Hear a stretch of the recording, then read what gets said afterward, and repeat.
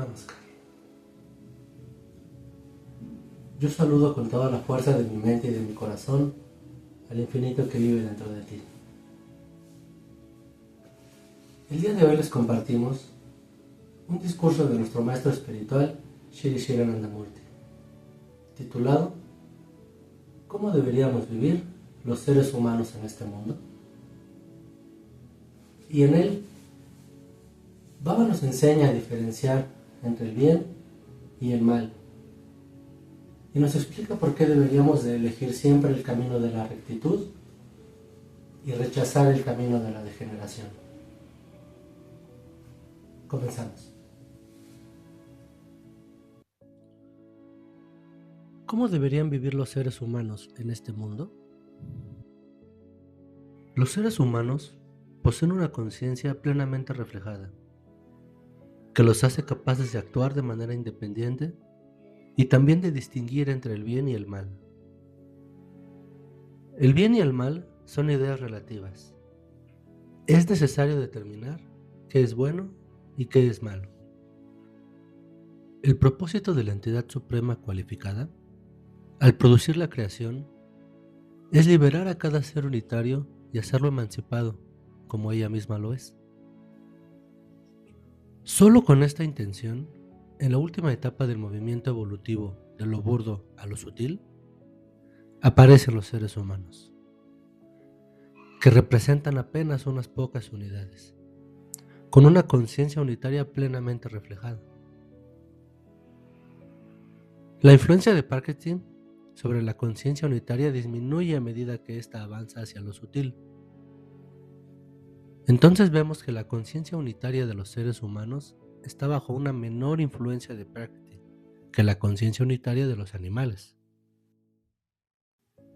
Esta disminución de la influencia de Prakriti sobre la conciencia unitaria está evidentemente a merced de Saguna Brahma.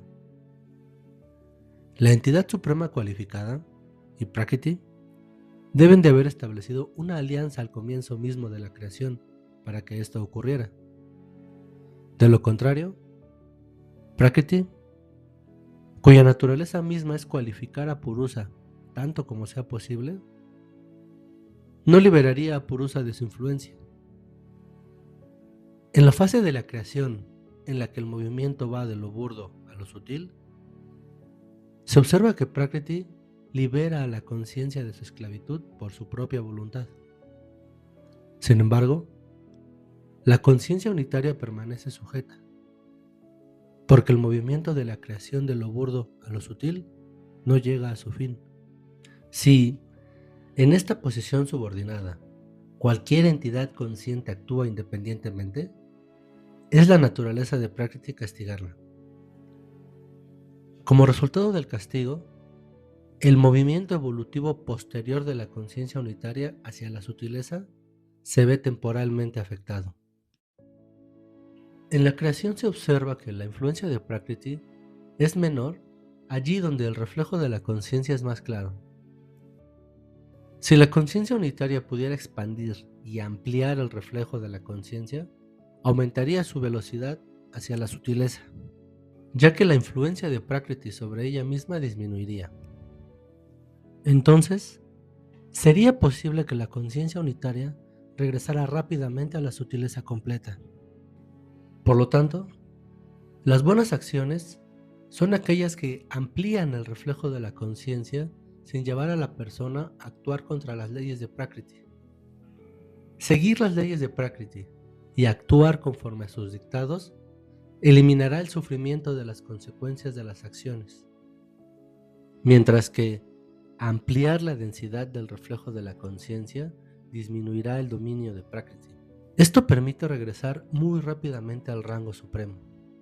Las acciones que hacen que una persona siga las leyes de Prakriti y también aumentan la densidad del reflejo de la conciencia se llaman Uttama Karma y también se llaman Vijnana, asociada con Vairagya y Viveka. Comúnmente se entiende que Vairagya significa retirarse del mundo y llevar una vida de estricta renuncia, practicando austeridades excesivas. Vairagya no significa eso. no convierte a la persona en reclusa. Solo significa intentar comprender el uso apropiado de las cosas y usarlas correctamente. Por ejemplo, el alcohol es un intoxicante dañino, tanto para el cuerpo como para la mente, y por eso debe abandonarse el uso del alcohol como intoxicante. Los médicos prescriben alcohol en medicamentos para diversas enfermedades, y entonces el alcohol intoxicante se convierte en una medicina que alivia el sufrimiento de los pacientes. Así, el mismo alcohol, por la diferencia en su uso, cambia su carácter de intoxicante dañino a medicina útil. El uso del alcohol como medicina es su uso apropiado, y quien lo usa con este propósito no se coloca bajo la influencia dominante del alcohol. El uso correcto de una cosa es vairagya. El uso correcto de cualquier cosa dentro de la idea de vairagya no convierte la mente de una persona en esclava de un anhelo constante por el objeto. La persona se vuelve indiferente a él. Al desarrollar indiferencia o al no sentirse constantemente atraída por las cosas burdas, la mente se vuelve sutil. El movimiento de la mente hacia la sutileza significa una disminución de la influencia de Prakriti sobre ella. Y eso es un avance hacia la liberación. Pues la liberación solo es posible cuando uno queda libre de la influencia de Prakriti. La discriminación entre el bien y el mal es viveka. Considerar malo el uso del alcohol como intoxicante y bueno su uso como medicina es viveka. La misma cosa, al cambiar su uso, puede volverse buena o mala. Y la discriminación entre ambas es viveka. Solo mediante la discriminación puede la mente determinar la bondad o maldad de una cosa o de sus usos.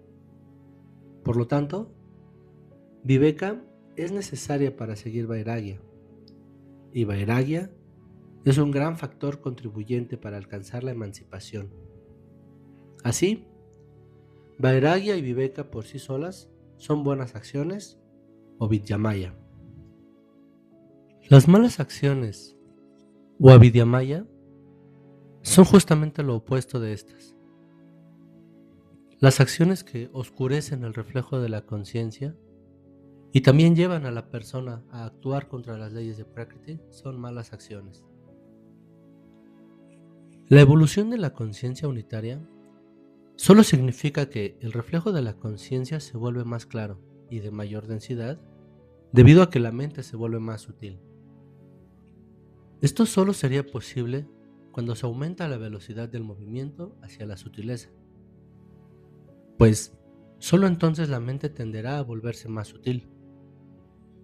Cuanto más se absorbe la mente en objetos burdos, más se arrastra la conciencia unitaria hacia atrás, porque el reflejo de la conciencia se vuelve más tenue, con una mayor expresión de Prakriti. La mente, al estar absorbida en la crudeza, permanece más bajo la influencia de Prakriti, dando como resultado que se detiene la marcha progresiva de la conciencia unitaria. Entonces, las acciones que llevan a una persona a actuar contra las leyes de Prakriti también detienen la marcha evolutiva hacia la sutileza, porque las consecuencias del castigo impuesto por Prakriti al desafiarla deben sufrirse antes de avanzar más. Y durante este tiempo se impide a la conciencia unitaria alcanzar su sutileza. Las acciones que atraen la mente hacia objetos burdos y llevan a una persona a actuar contra las leyes de Prakriti son malas, o avidyamaya. Avidyamaya es la creadora de los Sadripu, los 6 enemigos, y de los Astapasha, las 8 ataduras. Kama, anhelo por los objetos terrenales. Kodra, ira, lobha, avaricia, moha, apego ciego, mada, vanidad, y matsarya, envidia, son los 6 enemigos, mientras que vaya, miedo, laja, vergüenza, kirna, odio, shaunka, duda, kula, orgullo de linaje, shila, complejo de cultura, mana, vanidad, y jugupsa, hipocresía, son las 8 ataduras. Sat significa 6 y ripu significa enemigos. Estas 6 facultades de los seres humanos se denominan enemigas porque absorben la mente en la crudeza y detienen su marcha hacia lo sutil.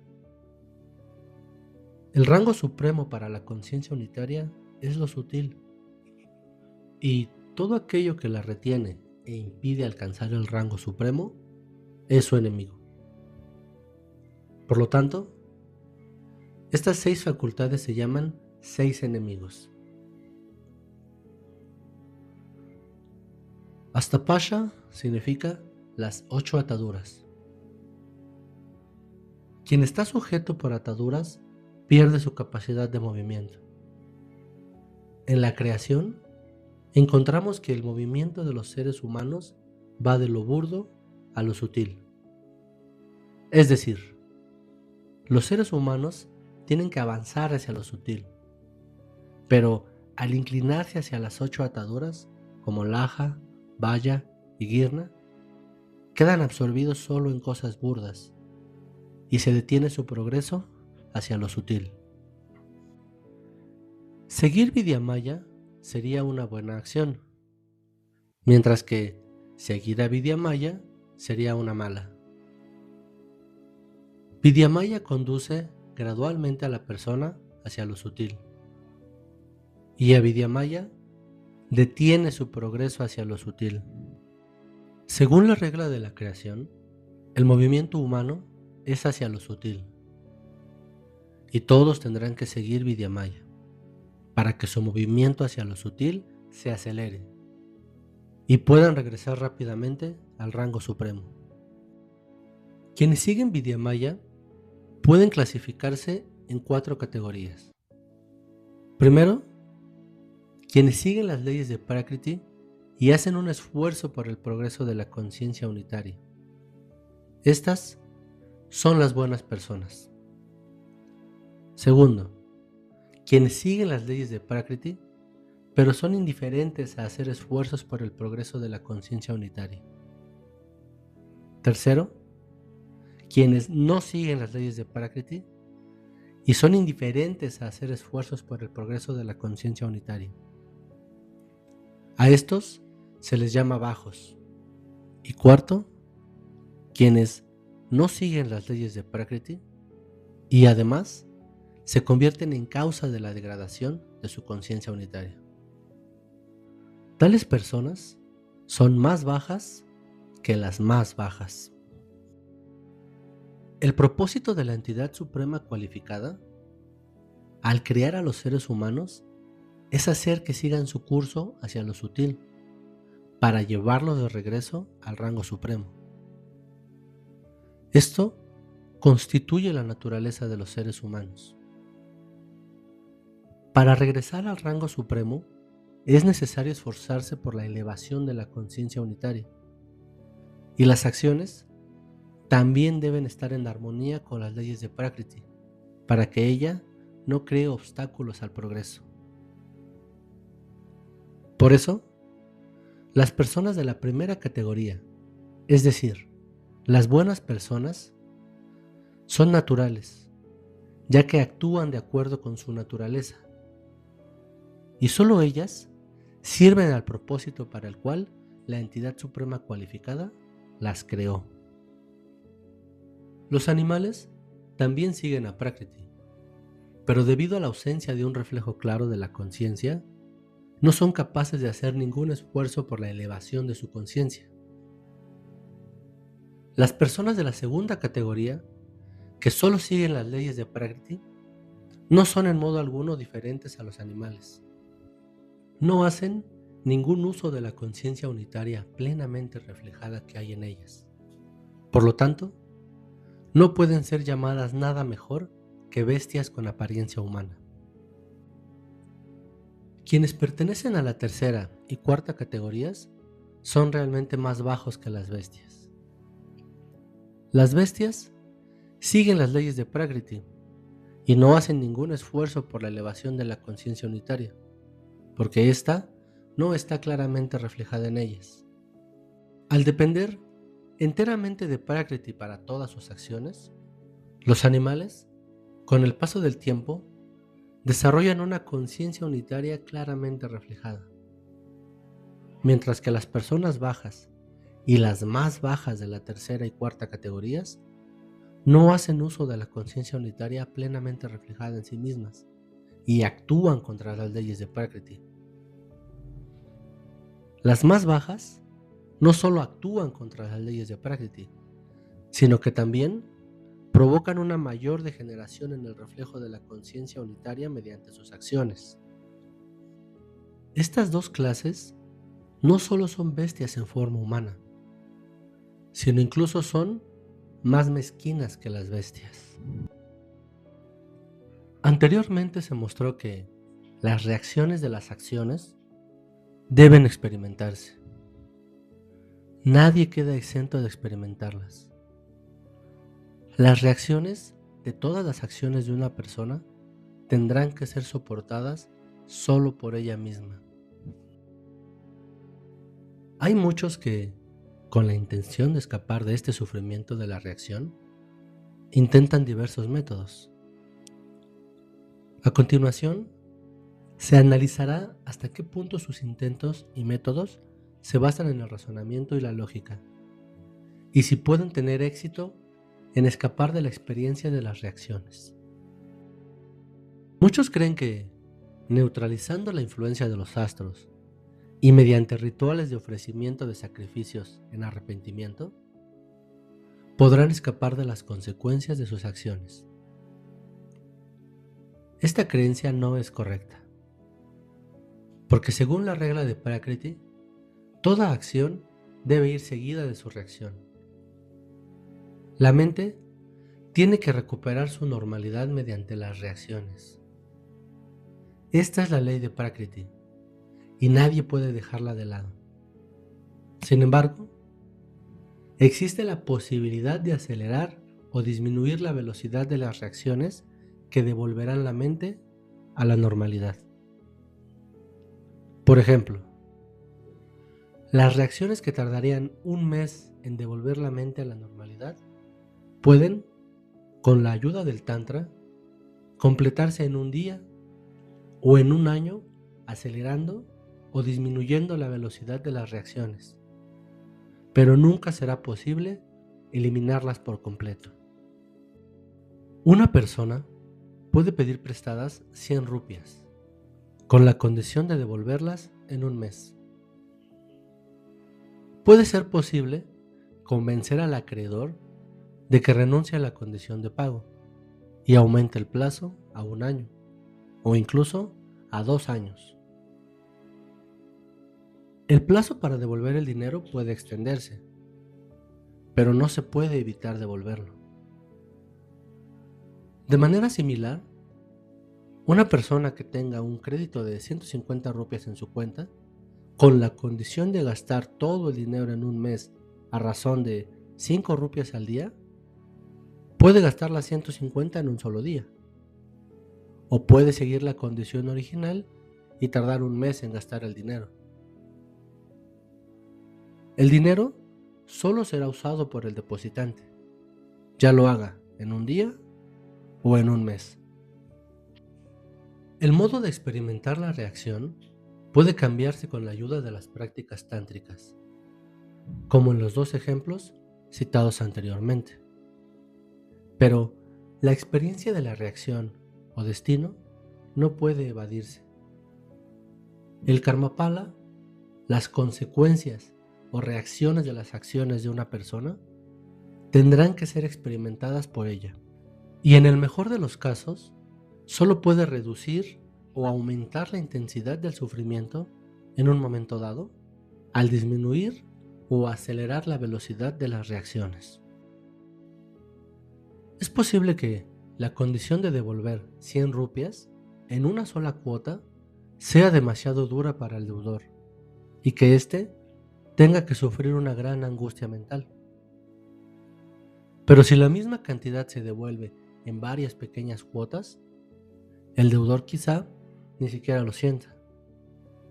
Así, el periodo de sufrimiento se incrementa con la ayuda de prácticas tántricas, con el resultado de que la persona no siente la intensidad del sufrimiento y concluye, erróneamente, que la experiencia de las reacciones ha sido evadida o detenida debido a Graha Shanti. Por ejemplo, si al leer el futuro de una persona se descubre que debe soportar el sufrimiento mental de fracturarse un brazo, puede ser posible impedir la fractura del brazo con la ayuda de Graha Shanti. Pero la cantidad de sufrimiento mental no puede cambiarse ni eliminarse. El sufrimiento podría distribuirse durante un tiempo más largo, debido a varios incidentes menores. Por ejemplo, la mano de la persona podría rasparse y más tarde podría enfermarse. La persona seguirá sufriendo en cuotas hasta que la cantidad de su sufrimiento igualara el sufrimiento mental que estaba destinada a recibir por la fractura del brazo. Volviendo a nuestro ejemplo anterior, esto significaría que el deudor de 100 rupias tendría que seguir pagando su deuda en pequeñas cuotas de 1 rupia aproximadamente hasta haber pagado las 100 completas. Aquí, el pago de la deuda de 100 rupias representa el sufrimiento mental por la fractura del brazo, que supuestamente debía completarse en una sola cuota.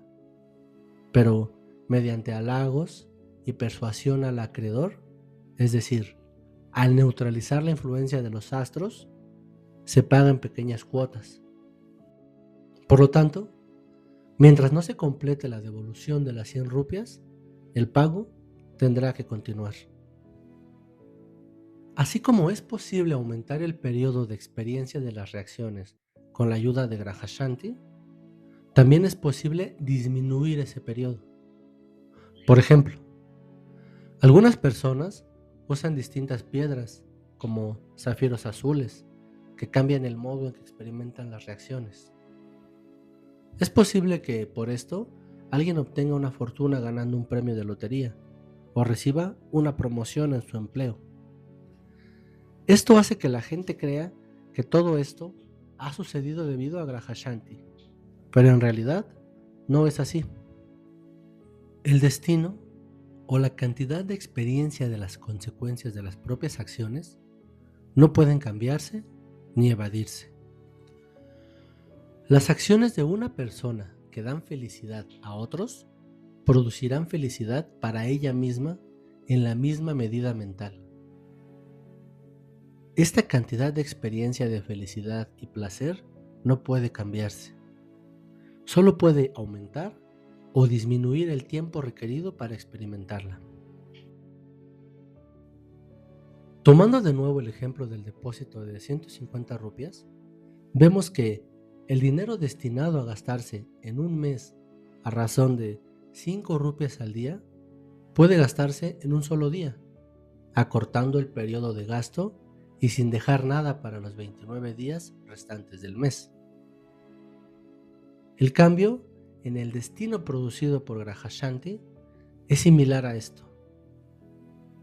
Por ejemplo, las 1000 rupias que una persona recibe como premio en una lotería debido a la influencia del zafiro azul son su propio dinero, programado para recibirse en pequeñas cuotas durante un largo periodo de tiempo.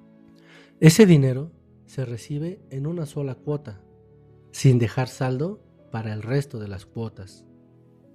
Sin embargo, recibir una gran cantidad de una vez hace que la persona crea que Graha Shanti o el uso de un zafiro azul ha cambiado su destino.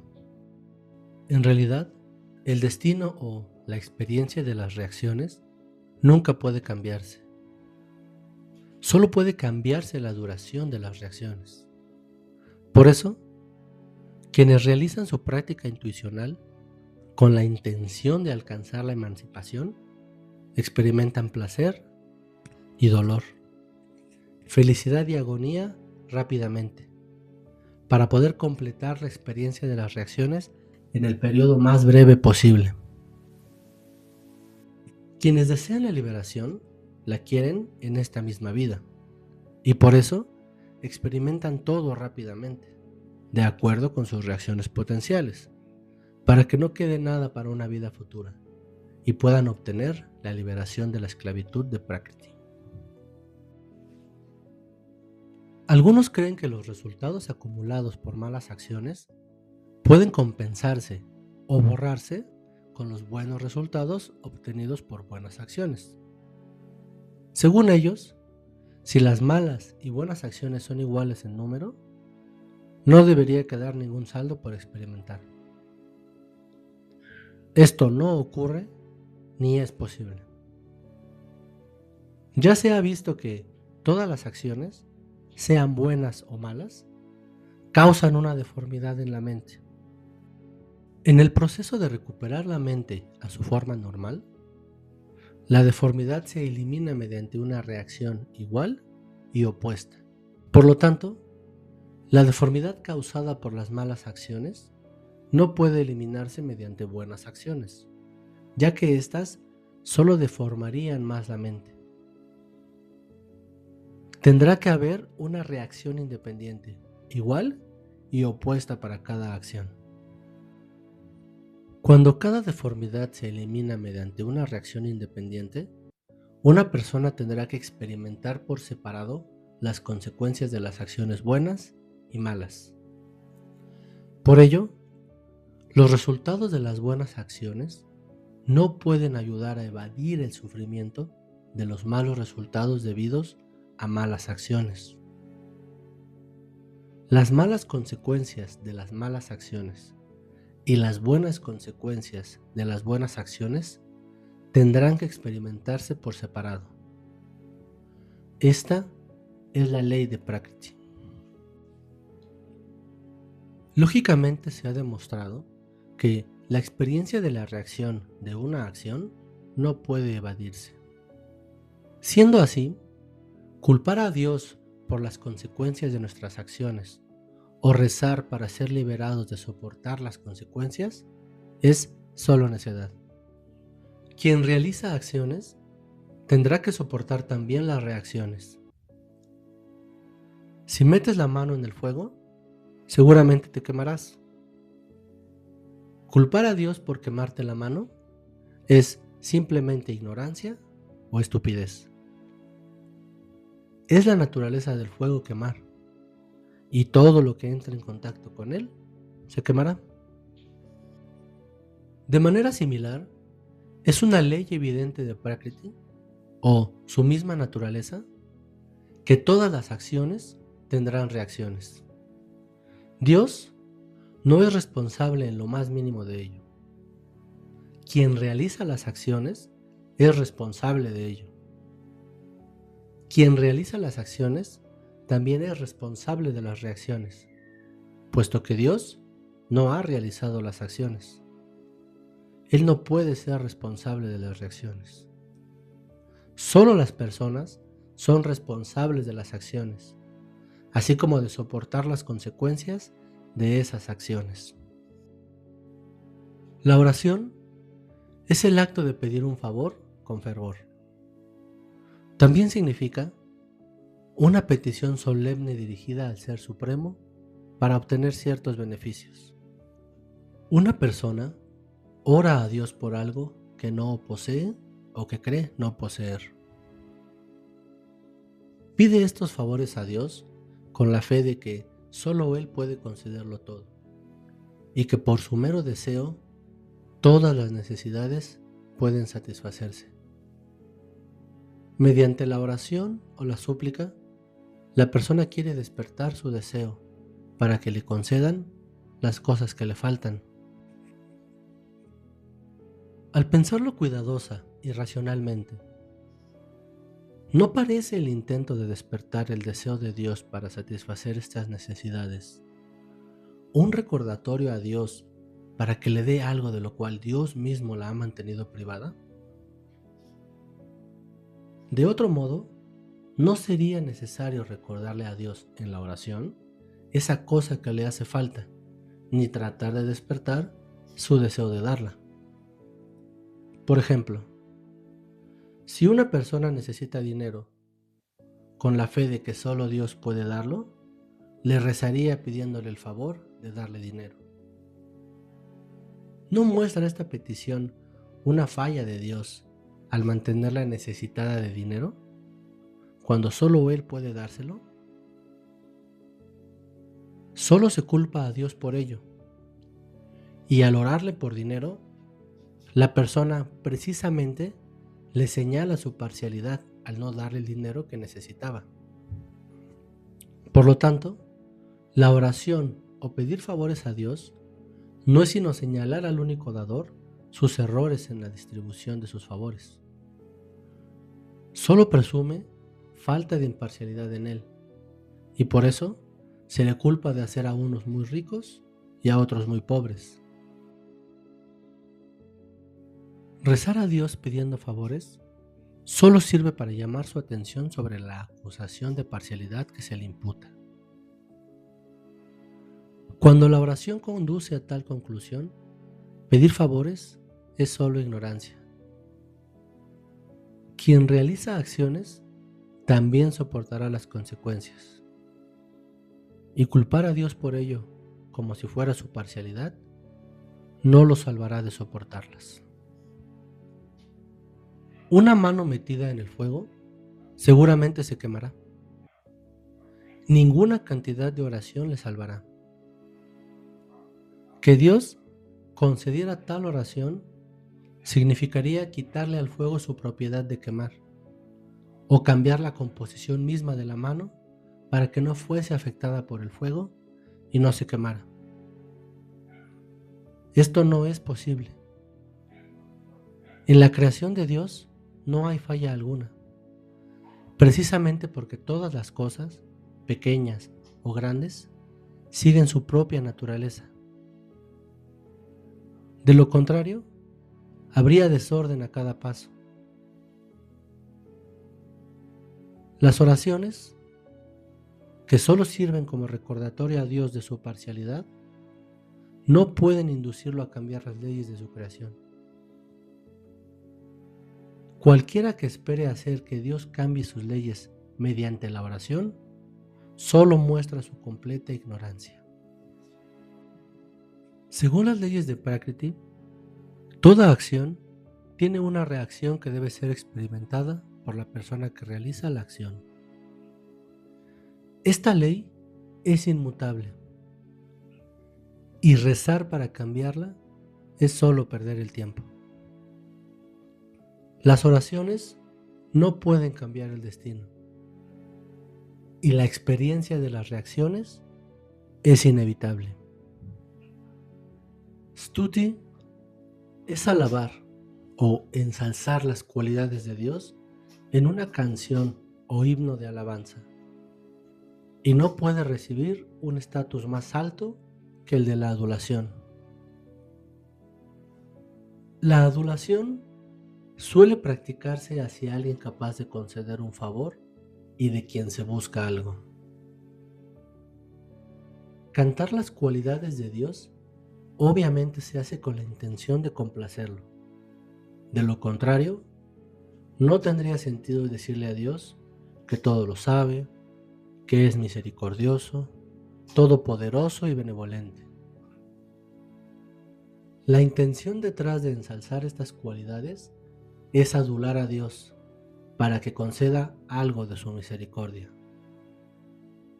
Siendo todopoderoso, podría eximir a una persona de las consecuencias de sus acciones por su autoridad. Stuti, o alabar las cualidades, es por tanto solo adulación, detrás de la cual se oculta una oración para pedir favores. Por lo tanto, Stuti es tan ineficaz como la oración, y ceder ante ella es también una pérdida de tiempo. La oración y Stuti no sirven a ningún propósito, e indulgir en ellas es solo perder el tiempo, ya que la súplica evidente y la adulación probablemente no lograrán nada. Bhakti o devoción, sin embargo, no es así. Veamos qué es Bhakti. Bhakti es una palabra sánscrita derivada de Bhaj y Tin, que significa llamar con devoción. No es stuti ni adulación. También es diferente de la oración. Es solo llamar a Dios con devoción. Debe verse la utilidad de este llamado. La conciencia unitaria que sigue el propósito de la creación, establecido por la entidad suprema cualificada, haciendo un esfuerzo por regresar a la conciencia cósmica omnipresente, o quienes desean la emancipación, tienen que recurrir a Bhakti. El único camino que conduce a la conciencia cósmica es dedicarse completamente a Él, llamándolo. La cualidad o naturaleza de la mente humana es tal que se vuelve como la idea o entidad a la que se dedica. Por ejemplo, si una persona empieza a pensar que está loca, en realidad se vuelve loca, ya que su mente está en gran medida entregada a esa idea. De manera similar, si se le hace creer que padece tisis, se preocupa tanto por esa idea que en realidad desarrolla tisis. La mente humana está hecha de tal modo que tiene la capacidad de volverse como el objeto al que está apegada. La conciencia unitaria, que quiere regresar rápidamente a la conciencia cósmica, tiene que dedicarse a la conciencia cósmica. Y esto es Bhakti. Yo soy eso. Es la idea a la que la conciencia unitaria debe dedicarse por completo para llegar a ser eso algún día. Bhakti, devoción o llamar a la conciencia cósmica conduce así a la persona a volverse como eso. Bhakti o devoción no es ni oración ni stuti. Algunos, sin embargo, dicen que querer fundirse con la conciencia cósmica o querer la emancipación también es un favor que se busca mediante Bhakti, y por eso también es una oración. Esto no es así, porque el propósito mismo de Dios al crear a la humanidad es hacer que la conciencia unitaria sea emancipada como Él mismo y devolverla al rango supremo. Esta es la voluntad de Dios. Y todo en esta creación existe con ese propósito y está dirigido hacia ello. Quien hace un esfuerzo mediante Bhakti para alcanzar el propósito por el cual fue traído a la existencia o para cumplir la voluntad de Dios, no ora por ningún favor, pues incluso si una persona no hace ningún esfuerzo y se desvía de ese camino, tarde o temprano será conducida nuevamente a seguirlo. Bhakti o devoción, por lo tanto, no es ni oración ni ensalzamiento de Dios. Estas dos no ayudan a lograr ningún resultado y son meramente una pérdida de tiempo. Bhakti es el método por el cual una persona puede dedicarse completamente a la conciencia cósmica y es la única manera de lograr el regreso más rápido al rango supremo. Las consecuencias de las acciones deben soportarse. No hay forma de escapar de ellas. Ni siquiera la oración ni la alabanza de las cualidades de Dios sirven de ayuda. ¿Cuál es entonces la salida? La única manera es abandonar las malas acciones, cuyas consecuencias mantienen a la persona atada a la influencia de Prakriti, aprendiendo una lección de las consecuencias que sufre. Por ejemplo, si se mete una mano en el fuego, inevitablemente se quemará. Esto tiene que suceder, y ni siquiera la oración puede liberar a una persona de tal consecuencia. La única forma de evitar quemarse es no meter la mano en el fuego. De manera similar, si no hay malas acciones, no surge la cuestión de las malas consecuencias.